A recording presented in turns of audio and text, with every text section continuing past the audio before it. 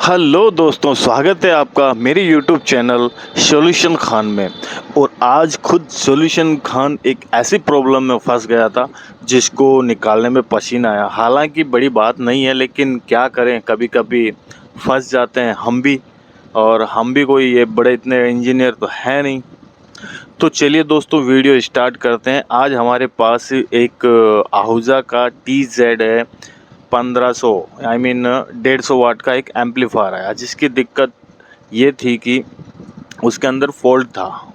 जैसे लाइट में लगाते फ्यूज़ उड़ा देता, या फिर फ्यूज़ भी नहीं उड़ाता और शॉर्ट बताता था। तो करें क्या।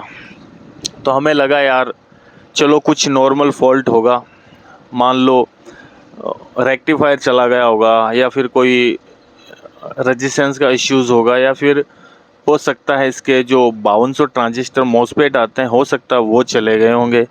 तो हमने ज़्यादा देर ना करते हुए सोचा अभी कर देंगे, बस लेके बैठ गए।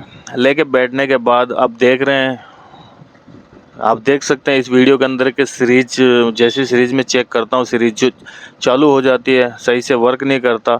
Zone B okay, but zone A not is response.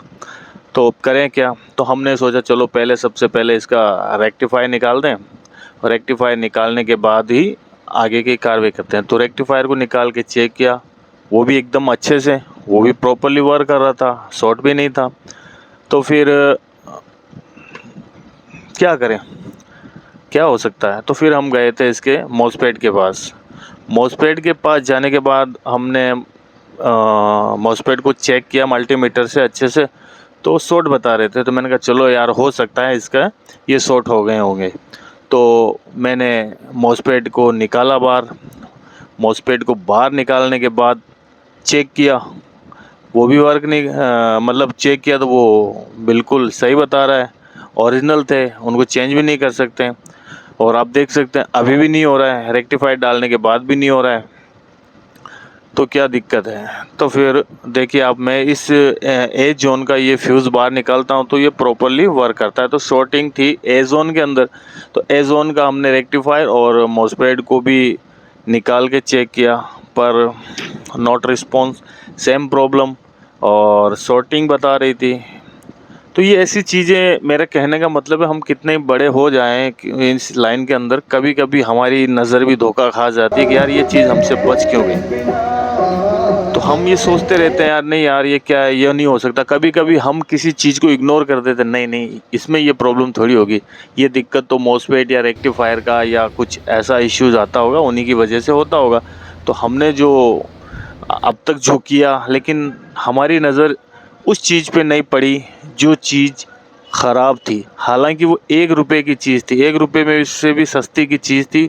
वो सिर्फ 2 चीज़ शॉर्ट हुई थी, उसकी वजह से सारा सिस्टम बंद पड़ा था। तो हमने ये जो दोनों मॉसफेट है निकाल के इनको अच्छे से चेक किया। चेक करने के बाद ये भी प्रॉपरली वर्क कर रहे हैं।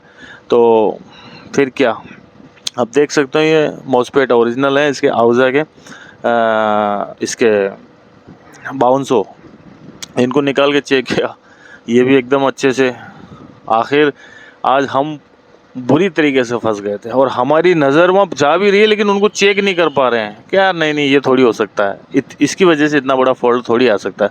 तो काफ़ी मेहनत करने के बाद जब हमारी नज़र ए जोन के ऑडियो बोर्ड पे पड़ी, तो आप लोगों को पता होना चाहिए ऑडियो बोर्ड में 2 डायोड आते हैं, जो आप देख सकते हैं। एक डायोड को मैंने निकाला है, एक नीचे की तरफ है डायोड जो इस ट्रांसमीटर के पास जो लगा है डायोड, वो मैंने पहले ही बदल दिया, ये आप लोगों को दिखाने के लिए।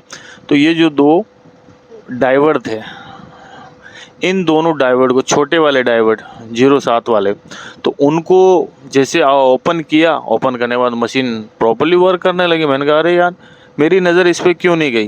तो कहने का मतलब यही है आज का मेरा, आप सभी सही करते ही हो, लेकिन कभी कभी ऐसी चीज़ों पे भी नज़र मार लिया करो, ताकि आपको टाइम वेस्ट ना हो। और इस लाइन में टाइम का बहुत वैल्यू है।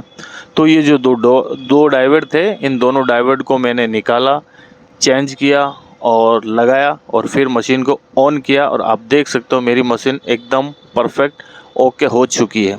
तो कभी कभी ऐसी दिक्कत आ जाती है, तो आप जो ऑडियो बोर्ड में डाइवर्ट है या कोई रेजिस्टेंस है, इनका भी ये फॉल्ट होता है। तो आज इसने मुझे खूब डांस करवाया, और नेक्स्ट टाइम ऐसा कभी नहीं होगा। सबसे पहले छोटी चीज़ों को चेक करना चाहिए हमें, फिर बड़ी चीज़ों की तरफ बढ़ना चाहिए। तो माशाल्लाह बहुत अच्छे से एम्पलीफायर वर्क करने लगा, और परफेक्ट इसका जेन्युइन जो माल था वही इसके अंदर रखा, किसी को चेंज नहीं किया। सिर्फ 2 डाइवर्ट यानी 2 रुपये का खर्चा आया, और बंदे की मशीन ओके हो गई। मैंने कोई ज़्यादा इससे लिया नहीं, क्योंकि एक मंदिर की थी, तो मैंने अपने हिसाब से करके इनको ये मशीन दे दी। तो चलिए दोस्तों, बने रहिए मेरे साथ, आगे और भी ऐसे वीडियो आएंगे। और कभी भी छोटी चीज़ को इग्नोर नहीं करना चाहिए, क्योंकि छोटी चीज़ बड़ी बड़ी चीज़ों को बंद कर देती है। तो आपको ये वीडियो कैसा लगा, और आज मेरी ये नादानी थी, मैं दुनिया लोगों को सिखा रहा हूँ लेकिन मैं खुद फंस गया, तो होता है कभी कभी।